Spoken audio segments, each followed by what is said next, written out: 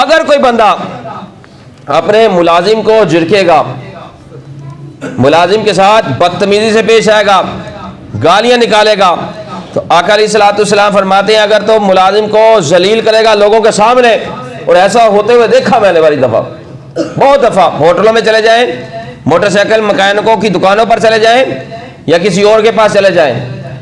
کوئی نہیں دیکھتے سامنے کون کھڑا ہے، ملازم کی بستری کر کے رکھ دیتے ہیں۔ اور حضور پاک صلی اللہ علیہ وآلہ وسلم نے ارشاد فرمایا، ابو داؤد حدیث نمبر 1454 میں آتا ہے، آقا پاک علیہ الصلوۃ والسلام نے فرمایا جو کسی مسلمان کو ایسی جگہ ذلیل کرے گا جہاں اس کی عزت کی جاتی ہے، اب محلے دار دکان سے چیز لینے آ جائیں، موٹر سائیکل صحیح کرانے آ جائیں، محلے دار تو اس کی عزت کرتے ہیں، محلے دار عزت کرتے ہیں، اب مالک ان کے سامنے بستری کر دے،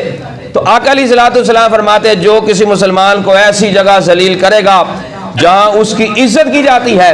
تو اللہ تبارک و تعالیٰ اسے ایسی جگہ ذلیل کرے گا جہاں اسے اللہ کی مدد کی ضرورت ہوگی۔